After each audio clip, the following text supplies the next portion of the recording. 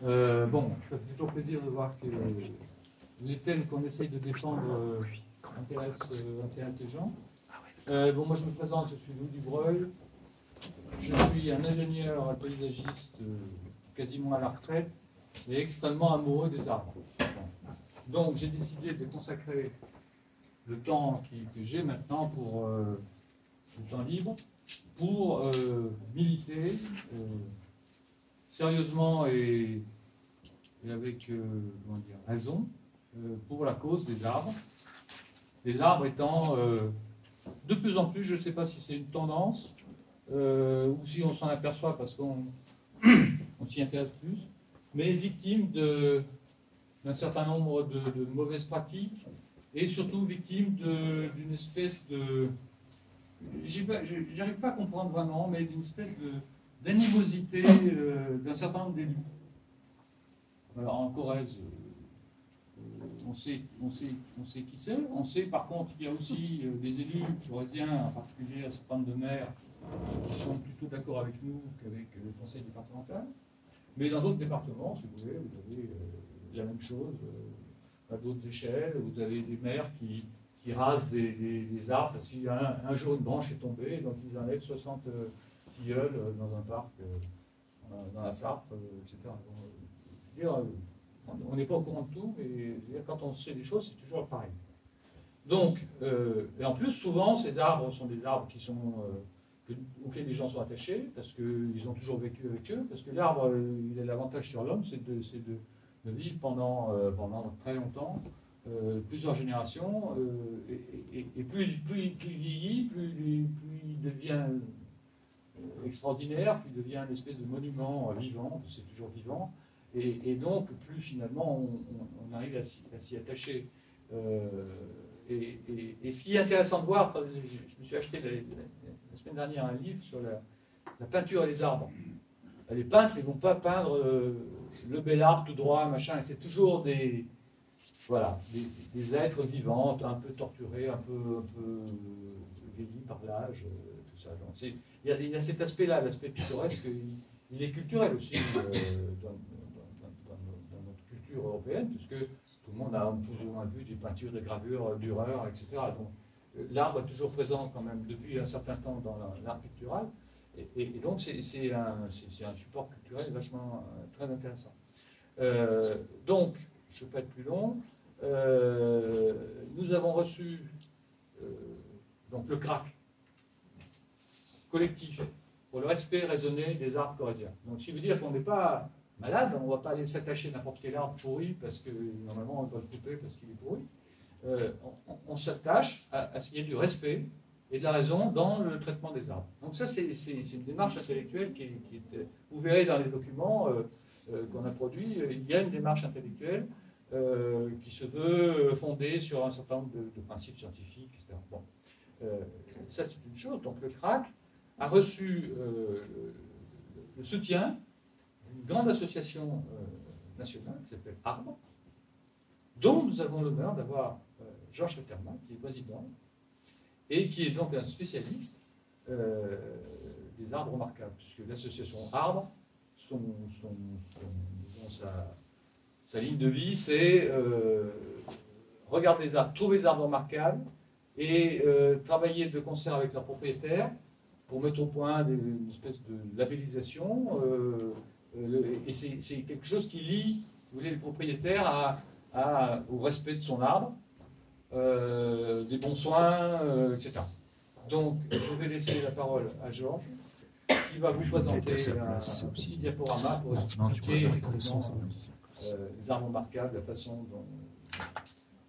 dont il a de voir ça, et je le remercie encore de sa présence. Voilà. Bon, mesdames, messieurs, bonjour. Je crois que Louis reprendra la parole tout à l'heure, mais reste debout parce que comme ce matin on était sous la pluie, que là on est sous les feux des sunlights et en présence d'un public plus nombreux que ce matin. Ah, mais ce matin on était vraiment petit groupe. Hein. Je vais te remettre à nouveau. Donc ce label, je vais expliquer de quoi il s'agit, mais là c'est pour immortaliser l'événement. Voilà, je vais te faire la mise. Merci Georges, moi aussi.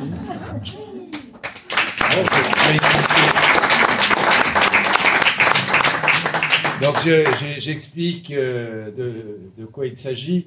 On s'est posé la question au niveau de notre association qui se consacre aux arbres remarquables de France, dont je vais vous parler juste après, comment on pouvait aider au mieux des gens sur le terrain qui connaissent bien la situation. Nous, on la connaissait via les informations qu'on recevait, comment on pouvait soutenir au mieux.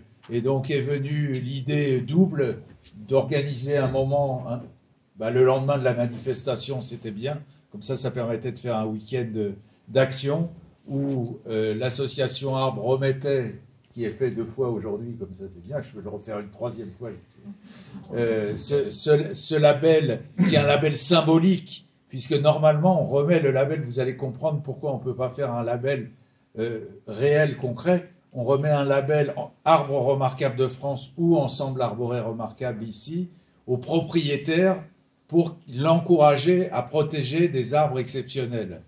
Donc, malheureusement, nous n'avons pas réussi à joindre le propriétaire. On a un petit peu de mal avec le propriétaire, en tout cas on a bien suivi. Mais je vais simplement, juste une aparté, en fait le propriétaire des arbres du bord de route du conseil départemental, ce n'est pas Pascal Coste, c'est vous. Oui, c'est les Corréziens, hein, on est bien voilà, donc c'est très bien comme ça. Donc est venue l'idée de remettre un label à l'association, et comme c'est indiqué dessus, pour son action, pour la protection des alignements d'arbres de bord de route du département, et plus largement, pour son amour des arbres, comme tu l'as dit. Inconsidéré. Et donc j'ai proposé aussi, j'ai dit à Louis et aux amis qui travaillent avec lui, si vous voulez, on peut faire, pour détendre un petit peu l'atmosphère aussi et vivre dans l'amour des arbres, faire une petite conférence toute simple sur les arbres qu'on aime, dont on partage l'amour. Alors, il y avait marqué les arbres remarquables de France. Moi, j'ai plus conçu un diaporama sur les relations entre les arbres et les hommes, mais ça revient au même. Voilà. Donc, mais il ne faut pas que tu restes devant l'écran. Non, mais ça y est, mon label, je suis très attendez, vous vouliez dire quelque chose? C'est quoi les critères d'un arbre remarquable? J'arrive. Ah, ça va venir, ça va venir. On peut peut-être éteindre, alors... Faut les boutons. Donc, prenez ce moment comme un moment de détente, de plaisir, d'envie peut-être d'aller voir des arbres un peu en dehors du département, pourquoi pas, puisque moi je vais vous montrer des arbres venus de toute la France, et comme un soutien à l'action du comité, dont il y a beaucoup de membres ici.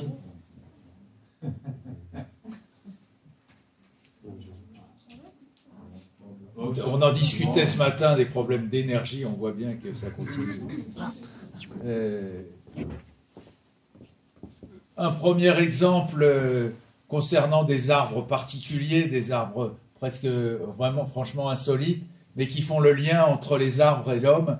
Vous avez ces 2 chênes perchés, il y en a un deuxième derrière, hein, perchés sur un pigeonnier en Bretagne. Si quelqu'un veut avoir les communes, les endroits, à un moment, je vous demanderai. Je ne dirais pas forcément à chaque fois, qui font bien donc le lien entre un patrimoine humain, un pigeonnier, et des arbres qui sont venus. Comment sont-ils venus? Un petit animal, un oiseau, un loir est venu coincer des graines un jour entre 2 pierres, et puis ça a germé. Ces arbres ont failli disparaître.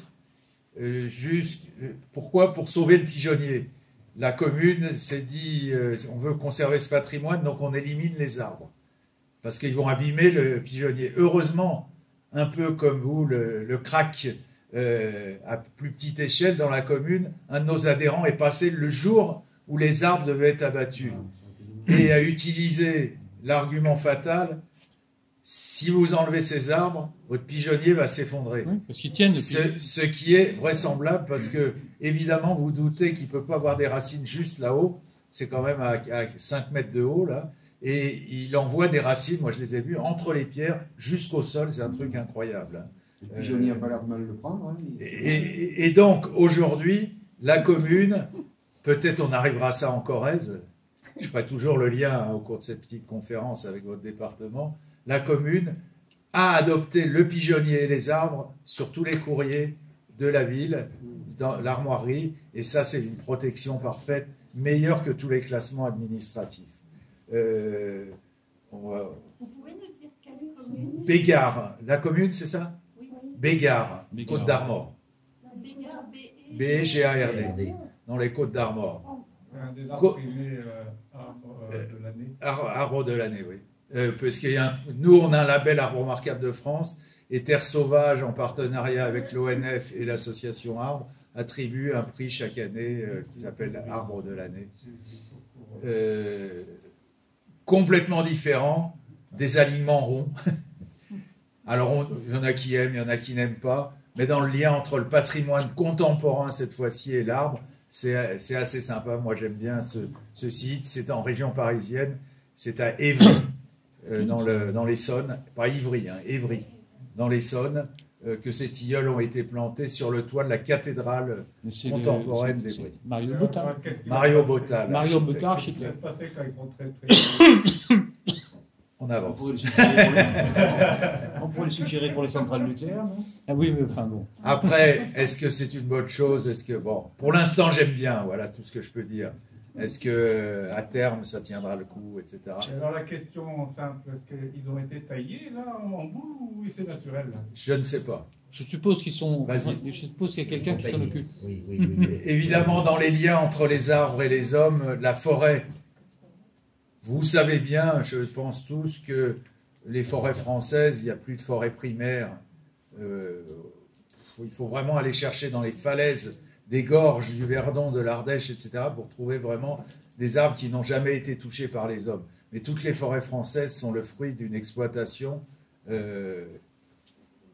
depuis des milliers d'années, au point qu'il y a peu d'arbres remarquables dans les forêts de France. Et quand nous, on travaille sur les arbres remarquables, on les cherche plutôt ailleurs que dans les forêts.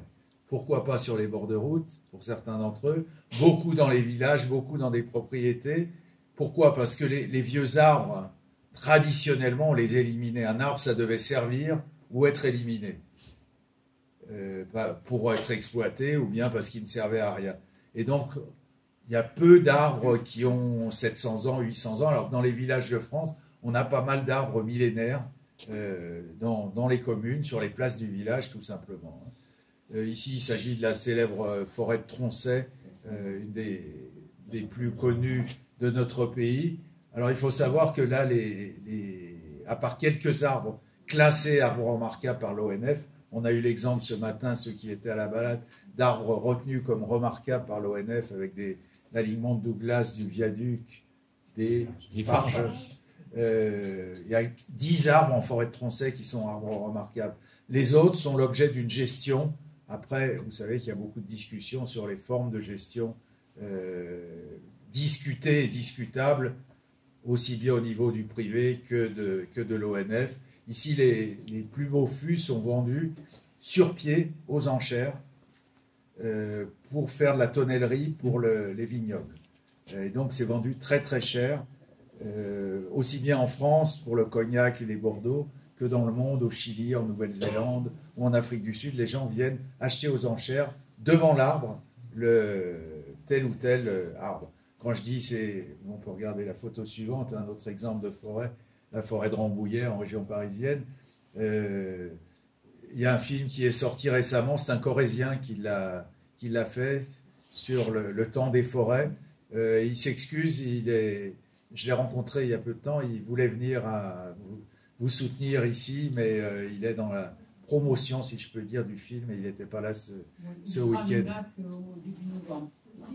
6 novembre. Avec la discussion. Alors, je vous explique comment ça s'est passé au niveau de l'association Arbre, où il y a, comme vous, que des passionnés d'arbres. On a reçu, moi j'ai mis un message aux adhérents de l'association conseillant d'aller voir le film. J'ai reçu 15 à 20 messages d'adhérents professionnels, forestiers le plus souvent, en disant c'est pas bien, il ne faut pas aller voir ce film-là, il met en cause le métier de forestier, etc.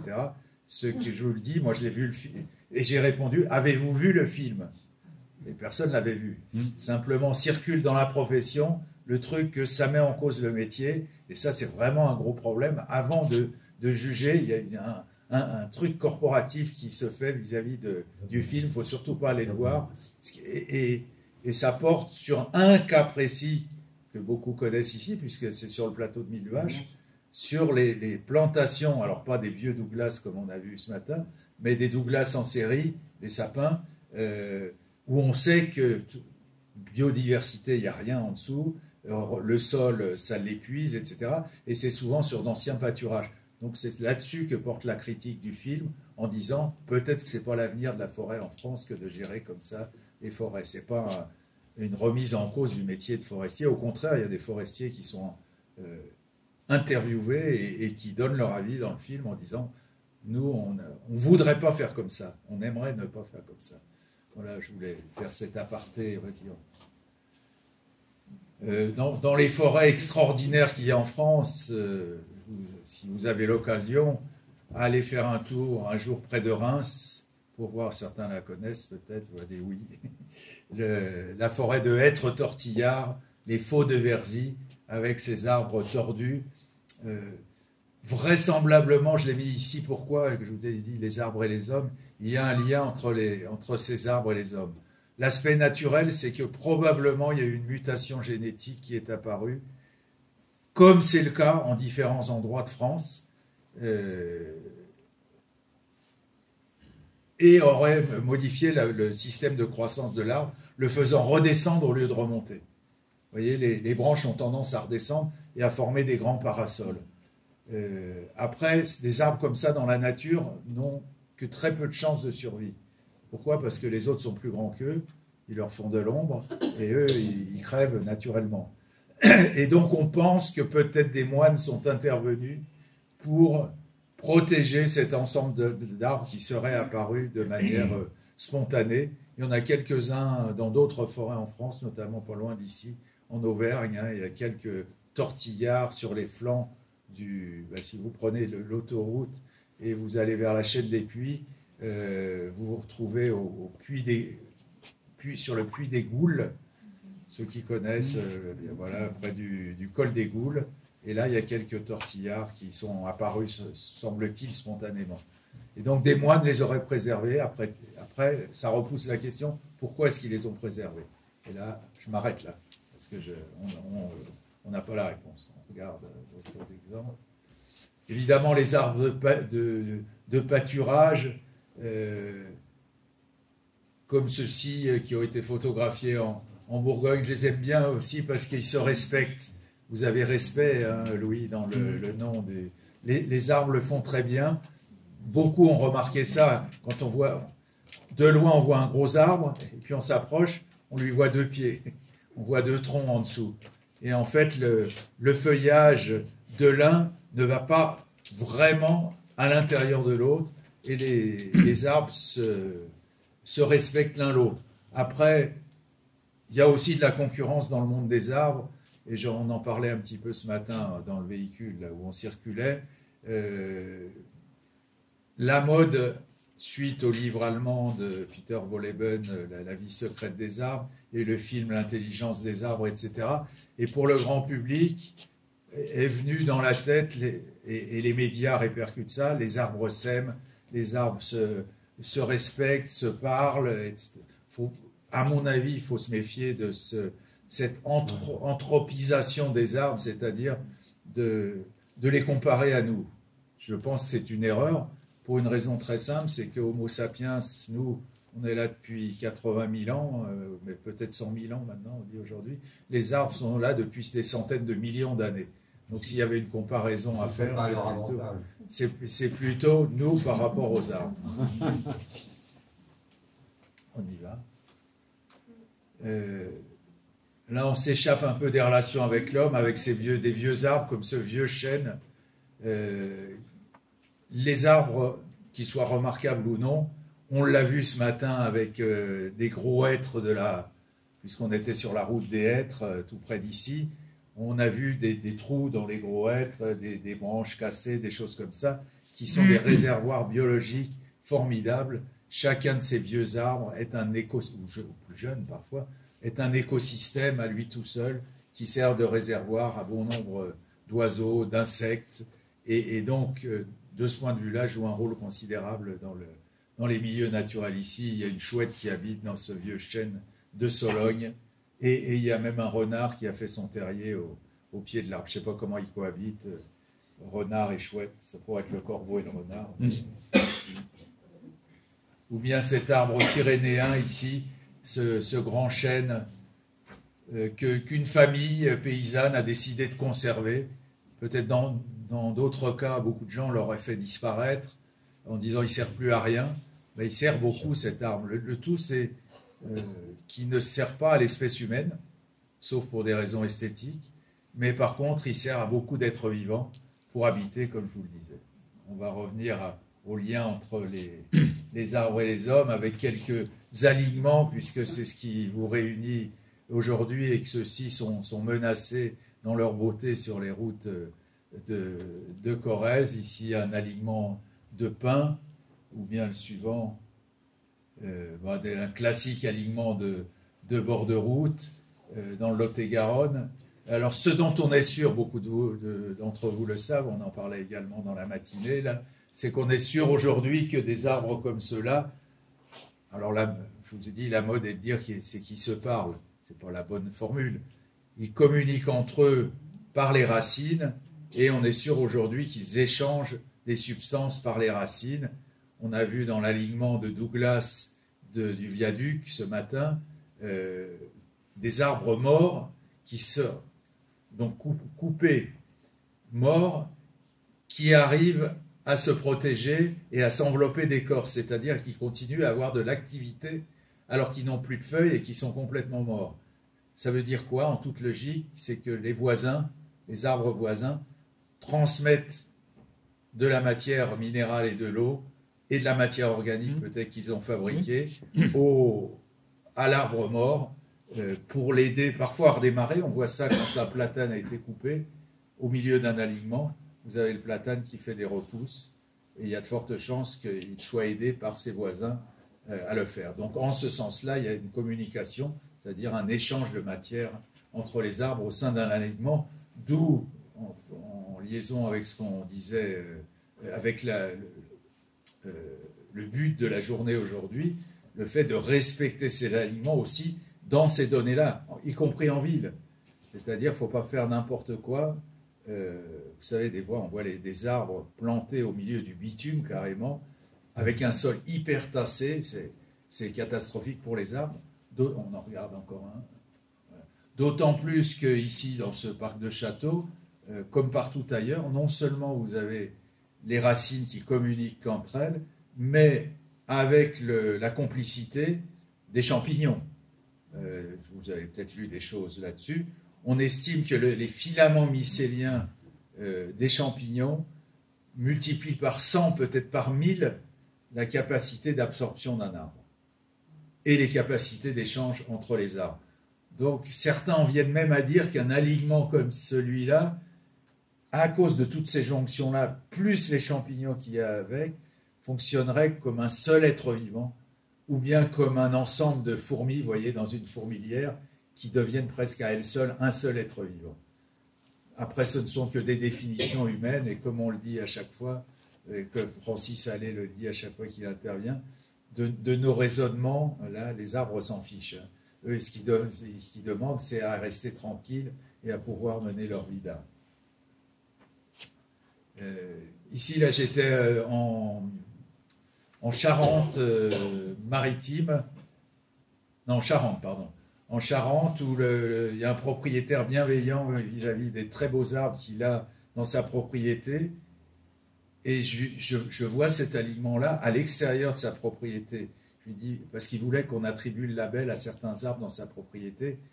Pour le label Arbre remarquable de France, si vous voulez, on cherche vraiment des arbres assez exceptionnels. Je n'ai toujours pas donné la définition, je vais y arriver. Et puis, mais je lui dis, l'allée qui est à l'extérieur, elle est à vous. Il dit, ah oui, on est propriétaire, mais je ne sais pas si je vais la garder. Comment? J'ai dit, mais si nous, on attribuait un label, plutôt qu'aux arbres que vous avez dedans, ce serait pour cette allée de charme, pour son âge, pour sa beauté et pour son rôle écologique. Et bon, il a été facilement convaincu parce qu'il n'y avait pas d'intérêt en jeu, pas de contradiction. Et cette allée, elle peut durer des dizaines d'années comme cela. Apparemment, ils ont été massacrés à une époque. Ah non, Ouais, non, non, non, attendez, c'est des massacres. Alors, juste une petite aparté concernant les arbres qui sont traités comme ça. Oui, C'est une façon traditionnelle de traiter les arbres qui s'appelle les arbres en tétard. en tétard, oui. Et à partir du moment où vous avez... Alors, il y a des espèces qui sont très adaptées. Le charme va très bien, le saule va très bien, le frêne va très bien, le peuplier le fait aussi. Mais ça veut dire qu'à partir du moment où vous avez accepté de faire ce travail, qui est un travail de création, hein, d'échange entre l'homme qui a son arbre et qui le travaille pour faire ça, ça oblige à continuer. Quand vous avez un truc comme ça, vous êtes pieds et poings liés sur 2 générations pour tous les 3 ans couper ce qui a été... et couper comme il faut. Oui. Vous croyez que là, il s'était posé la question de savoir du suivi? On a l'impression que ça a été coupé. Ah non, non, non, c'est pour, mais c'est aussi pour la production de perches. Ah oui, d'accord. Ouais. Et il y a énormément de frênes, par exemple, dans certains secteurs, en Auvergne en particulier, où vous voyez qu'il y a des frênes qui sont traités, ça ressemble un peu à des poteaux par moment, puis après ça repousse, etc. Et bien tout simplement parce que, par exemple, en période de sécheresse, en été, on coupe le feuillage avec ces petites branches et on donne à manger aux vaches. D'accord.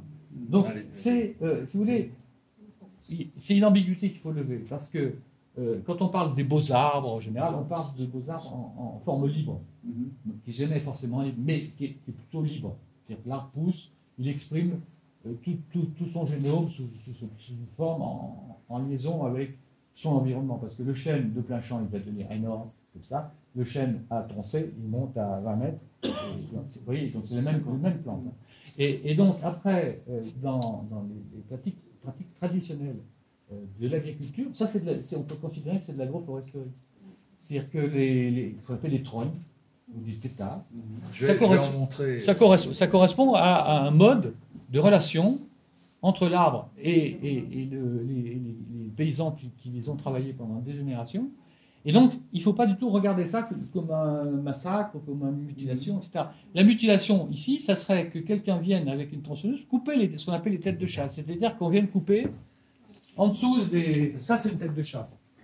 Si vous coupez là, c'est criminel, parce que l'arbre, il va en pâtir. Mais si vous revenez tous les 3 ans sur la tête de chat, souvent, on a même constaté que des arbres travaillant en tétard comme ça, finalement, arrivent à vivre plus vieux que des arbres naturels. Parce qu'ils sont, d'abord, ils sont petits, ils prennent moins la foudre, ils prennent moins le vent, etc. Mais par contre, ça oblige, vous êtes un truc comme ça, pendant 200 ans, vous êtes obligé de couper. Ah oui, bien sûr. Voilà, c'est ce qui se fait dans beaucoup de villes, d'ailleurs, sur les platanes notamment. Oui, alors en ville, c'est autre chose. Donc voilà, ici c'est un alignement de platane, je ne vais pas reprendre. Je crois que tu as expliqué, non, c'est ce midi, il a tous les problèmes, mais on le fera plus tard. Les problèmes que rencontrent les platanes aujourd'hui, on va voir d'autres alignements. Ici, ce sont des charmes qui ont été travaillés aussi de main d'homme. Ici, c'est dans le Limousin. Certains connaissent, petit jeu. C'est pas votre département. Première. C'est pas dans la Creuse, donc qu'est-ce qui reste? La Haute-Vienne. La Haute-Vienne, c'est dans la Haute-Vienne, si je ne me trompe pas, c'est au Mont-Gargan. Ah oui, d'accord. Au Mont-Gargan, il y a un alignement de hêtres vraiment très très beau, où il y a un lien fort avec l'histoire des hommes, puisque vous savez, le Mont-Gargan était un haut lieu de la résistance, et avec un monument au sommet, et les hêtres sont vraiment magnifiques. Là aussi, on est à peu près sûr que ces arbres communiquent entre eux au sens qu'ils échangent les substances. Et puis, bien sûr, vous avez tous entendu parler du problème des platanes du canal du Midi, avec la maladie qui touche tous les platanes. Tu expliquais ce midi les difficultés à conserver ces arbres et à combattre la maladie du chancre coloré, qui est une catastrophe arrivée pendant la Deuxième Guerre mondiale, et qui est impossible à contrôler pour l'instant. Je ne vais pas me prolonger. S'il y a des questions tout à l'heure, on le reprendra. Comme je vais vous montrer pas mal d'arbres, vas-y. Alors, dans les liens entre les arbres et les hommes, il y a les... Bon, je vais prendre celui-là pour répondre à votre question. Un arbre remarquable, qu'est-ce que c'est? D'abord, il n'y a pas de définition purement scientifique. Il y a forcément un côté subjectif. Remarquable, c'est remarqué par les hommes. Donc c'est forcément subjectif. Après, évidemment, les critères concernent, vous vous en doutez, des arbres très vieux ou des arbres très gros ou très grands. On en a vu, nous, ce matin, là, pour ceux qui ont affronté le froid et l'humidité, montant à 62 mètres, là, les Douglas, parmi les plus hauts de France, mais souvent très gros plutôt que très grands. Des arbres qui ont une histoire ou une légende, et enfin des arbres qui ont une forme extraordinaire. On a vu les faux de Verzy. J'ajoute un critère qui marche très bien pour tout le monde, c'est le coup de cœur. C'est-à-dire quand on arrive face à un arbre, presque tous les gens, à moins de personnes qui passent leur temps sur les tablettes et sur leur téléphone sans jamais regarder autre chose, mais sinon, la personne à peu près raisonnable qui aime un peu la nature, elle a le coup de cœur et tout le monde réagit à peu près pareil. Donc c'est un critère que je mets à part, mais qui marche bien. Donc on est quand même dans le domaine du subjectif. Hein. C'est très important parce que moi je sais pour ma part que dans certaines circonstances, quand j'arrive un peu à l'improviste au pied d'un arbre ou d'un ensemble d'arbres, etc., moi ça me fait comme la musique, c'est-à-dire que j'ai la chair de poule. Oui, absolument. Vous êtes devant un truc qui... Ah, il me fait ah. C'est ça. Alors, c'est le cri du cœur. Et ça marche bien. Ah, ça marche très bien. Ça, c'est un critère parfait.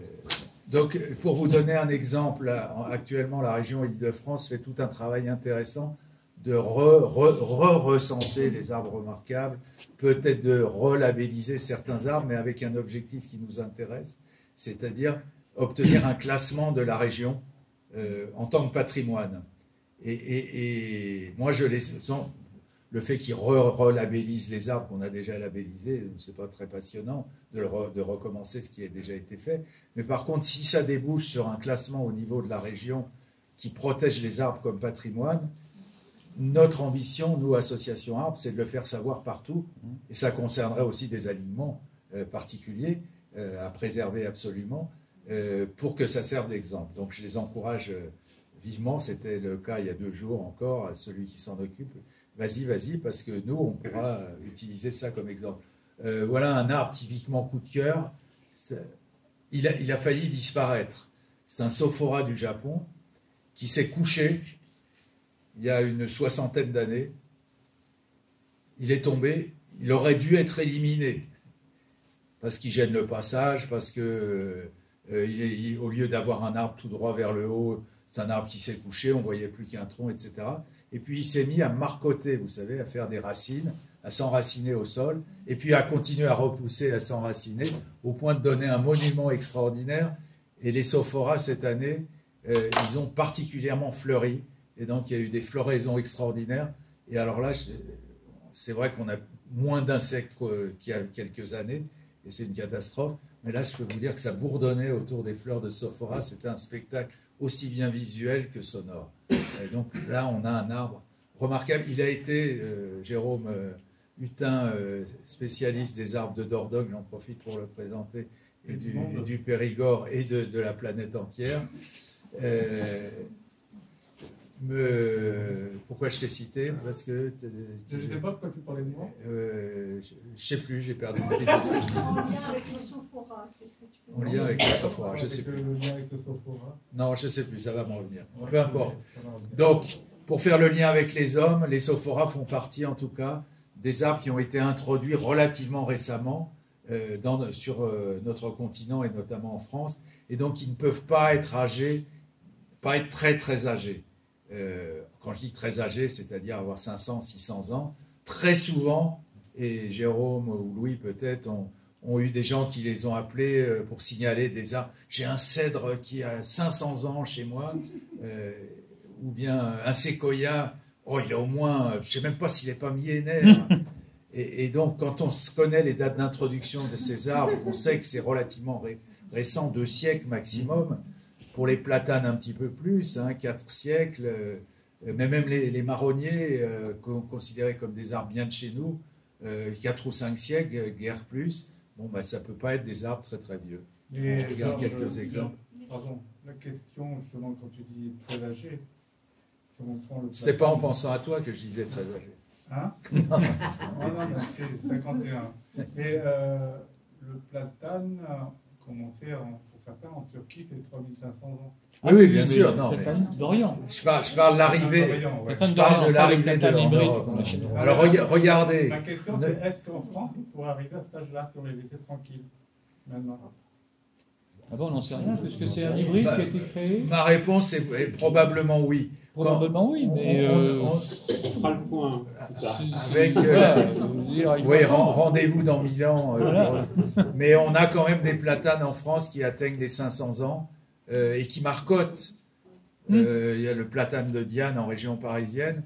Il marcotte, il a des grosses branches qui repiquent au sol et qui recommencent. Donc, même si le gros arbre central meurt, ces marcottes, ces clones génétiques, continueront la carrière de l'arbre. Alors, ce ne sera peut-être pas le tronc monumental qui continuera sa vie, ce qui est le cas en Grèce où on a des platanes qui peuvent avoir 1000 et quelques années. Mais là, vous savez, un peu comme les ronces ou les fraisiers, les arbres font ça très bien, peuvent être presque éternels. Regardez ce sophora, comment il a fait, c'est le même qu'avant. Hein. Il s'est couché, il s'enracine, et il continue sa carrière, il peut durer des centaines d'années comme ça. Il a failli disparaître, on a failli l'éliminer. Oui, je sais, voilà, j'ai retrouvé. J'ai retrouvé pourquoi. Parce que tu as parlé de l'arbre de l'année. Oui, bon. Et donc, si tout à l'heure, tu as cité l'arbre de l'année, et celui-là était arbre de l'année dans le concours Terre Sauvage ONF Arbre en 2018. Il est en Île-de-France, il est à Montry.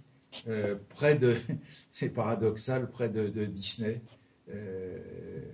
pas loin de la commune de Chessy où il y a l'essentiel d'Euro Disney. On va dire en avant. Voilà encore des alignements, mais après je laisse les. Vous voyez, quand je dis les arbres se respectent, mais là ils l'ont pas fait exprès parce que c'est la taille des arbres. Bon, on est sur des sites, des grands parcs comme le parc de Sceaux en région parisienne, comme les châteaux de Versailles et autres, où là les arbres sont soumis au départ au désir des rois. Donc, bon, passons. Donc, non, mais ça, c'est juste par rapport à ce qu'on disait tout à l'heure sur la forme naturelle. Là, on est sur des platanes qui sont en forme architecturée, une variante de rideau, et tous les ans, on passe une machine avec un laser, et c'est une tonte, hein, on coupe des toutes petites branches, et les arbres sont maintenus comme ça. C'est pour ça que quand on regarde, on a une perspective comme ça, on fait spontanément, parce que c'est quelque chose qui... Ce qui est recherché, c'est la perspective. Hein. Mais si on avait les mêmes platanes avec un port libre, ça sera encore plus beau. Parce que ça serait beaucoup plus grand. Alors, au Jardin des Plantes à Paris, pour aller dans ton sens, le jardinier m'a montré deux choses. Il m'a montré un alignement comme ça, qui est vieillissant, et qui vont être obligés le grand alignement du Jardin des Plantes, qui vont être obligés de renouveler parce que les arbres... Mais ils ont commencé, oui. Et un arbre de plus vieux de 150 ans que cet alignement, en port libre, qui s'appelle le platane de Buffon, et qui se porte magnifiquement bien. Et il a 150 ans de plus. Alors évidemment, quand on peut laisser des arbres en port libre, c'est toujours bien préférable. Ici, on n'est pas très loin, on est en Auvergne avec un des vieux arbres auvergnats. Et pour faire le lien avec mon propos, c'est-à-dire le lien entre les arbres et l'homme, l'histoire, puisque le ministre Sully avait contribué à la plantation de beaucoup d'arbres à travers notre pays, notamment dans les villages. Il reste beaucoup de tilleuls de Sully, y compris dans votre département, de la Corrèze. Il en reste quelques-uns. C'était que des chênes, donc... non, là, il se trouve qu'en Corrèze, il y a plusieurs chênes de Sully, mais le département fait un peu exception par rapport à l'essentiel des centaines d'arbres de Sully qui subsistent aujourd'hui, où la France, regardez-moi, je suis la France, là, coupée en deux. Côté, je fais dans votre sens, côté ouest, on plantait surtout des ormes de Sully, côté est, des tilleuls. Et en quelques endroits, des chênes, parce qu'on considérait peut-être qu'ils étaient mieux adaptés à la région. Et quel était le but? Moi j'ai entendu dire que c'était pour les chênes, justement, pour nourrir les cochons, parce qu'ils considéraient que ça... Oh non, pas en plein centre du village. Non, c'était vraiment des arbres de centre du village pour planter des arbres témoins pour l'histoire. Ah d'accord. Vas-y. Ça, c'est à Olby, celui que vous venez de voir juste avant.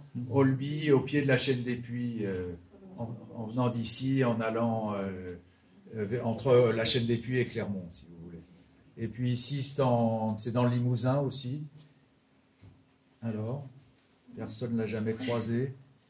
Ça s'appelle le Mas Saint-Jean, c'est près de... ça se termine par le Dunois, je ne retrouve plus le nom. Saint-Sulpice, le Dunois, je crois. Ça doit être en Creuse, hein, si je ne dis pas de bêtises. Et c'est le tilleul, on l'appelle le tilleul de Jeanne d'Arc. Très, très très bel arbre. Il y a juste un inconvénient dans mon lien entre les arbres et les hommes, c'est qu'il y a peu de chances que Jeanne d'Arc, non, elle est passée par là, mais ait connu cet arbre-là. On dit qu'elle s'est agenouillée près de cet arbre-là, c'est pour ça qu'il y a une croix, une chapelle, mais l'arbre il a plus près de 300-400 ans que les 600 ans qu'il lui faudrait pour être arbre de Jeanne d'Arc. Mais bon, des arbres extraordinaires, mais cette fois-ci liés aux artistes. Certains arbres sont liés aux artistes, comme les oliviers du musée Renoir à Cagnes-sur-Mer, dans les Alpes-Maritimes, ou bien à des écrivains. Alors, il y a deux noms qui reviennent partout en France chez les écrivains et pour les arbres, Chateaubriand et Jean-Jacques Rousseau. Toujours ces deux noms-là. Par contre, des gens qui ont des personnalités historiques qui ont dormi sous des arbres, j'en connais des centaines. Mais ceux qui dormaient beaucoup sous les arbres, c'était Henri IV, Napoléon et Jeanne d'Arc. Il y a plein d'endroits en France où on signale des arbres sous lesquels ces personnages historiques ont dormi. C'était les oliviers qu'on vient de voir. Oui, c'était des oliviers, oui, j'ai oublié de dire, oui. L'âge estimé 500 ans à peu près. Quant à l'arbre suivant, il a inspiré les peintres de l'école de Barbizon en forêt de Fontainebleau. C'est un très beau chêne. Vous voyez, la racine, vous la voyez descendre là. Il faut aller en terre, hein, dans le rocher, ça ne suffit pas. Sinon, il ne serait pas développé comme ça. Mais c'est un arbre qu'on estime à 250 à 300 ans. Autrement dit, il est bonsaïsé, si vous voulez, par les conditions difficiles. Vas-y. En revenant aux oliviers, tu en avais très très beau en Corse. Oui, je vais... C'était Cateri. Actuellement, on est en train de tourner un film sur les arbres remarquables de France avec les éditions Muséo. Et donc là, j'ai pas pu aller avec eux, mais ils étaient en Corse pour aller filmer plusieurs arbres extraordinaires. Et on espère que ce film il sera prêt pour le mois de mars-avril, pour le printemps prochain. Voilà un exemple d'arbre de Chateaubriand, un platane monumental, extraordinaire, qui se trouve en Normandie, à Fervaques exactement. Il doit faire, on prend à 1,30 m la circonférence, hein, par principe. Il doit faire 9 mètres, je crois, de circonférence à 1,30 m.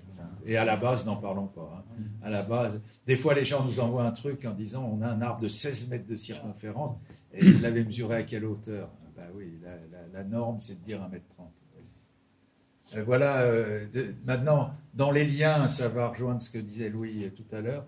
Je vous passe en revue 4 ou 5 exemples de traditions campagnardes. Alors, je le rejoins tout à fait dans ce qu'il dit. On a l'impression parfois d'arbres torturés. La réalité, c'est que ces arbres ont été probablement plantés pour servir et qu'ils ont été travaillés et sont restés vivants parce qu'ils étaient utiles. Sinon, on les aurait coupés depuis longtemps. Des vieux saules comme ça, à la campagne, on s'en débarrassait parce que ça pourrissait sur place. Mais le fait d'avoir été travaillés les a préservés plus longtemps. Après, on peut s'en réjouir, ne pas s'en réjouir, mais en tout cas, la réalité, c'est celle-là. Voilà un exemple d'arbre tétard.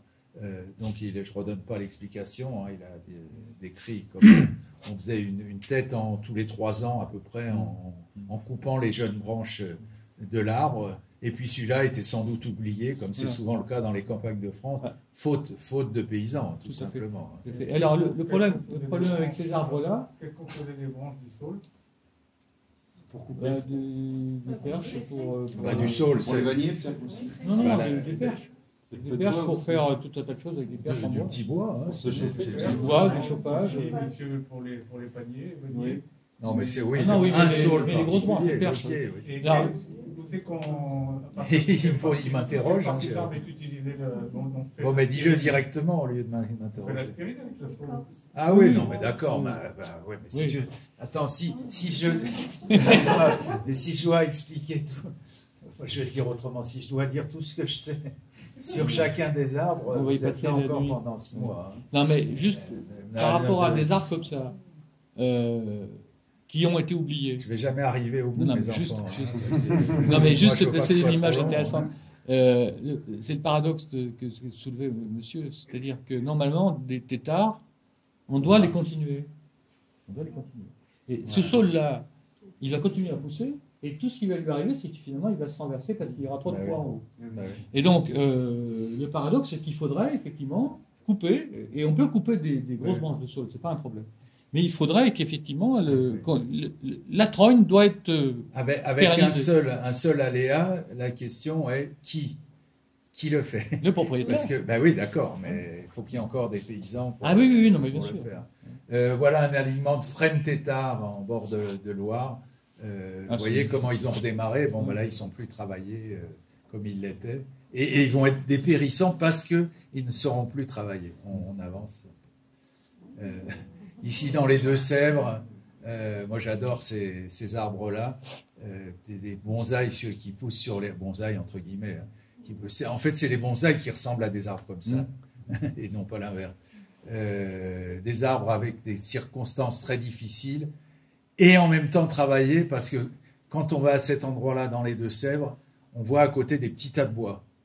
Ça veut dire que ces chênes, et ce sont des chênes, c'est assez rare qu'ils soient travaillés en tétard, portés par les rochers, ont été maintenus pendant des générations d'hommes à taille basse, volontairement à mon avis, pour pouvoir être exploités et donner du petit bois. Et beaucoup de gens me disent, mais c'est dommage, ça les abîme, etc. Là, c'est l'inverse. Si ce n'était pas le cas, ils auraient disparu depuis longtemps, parce qu'ils gênaient aujourd'hui le passage d'un engin, vous voyez, ou des choses comme ça. Et donc, c'est la tradition, c'est ce que tu disais, Louis, je pense qu'on est d'accord là-dessus, qui permet à ces arbres de continuer à vivre. Autre exemple, ici en pays de Caux, la tradition était, et certains essayent de continuer cette tradition, de planter en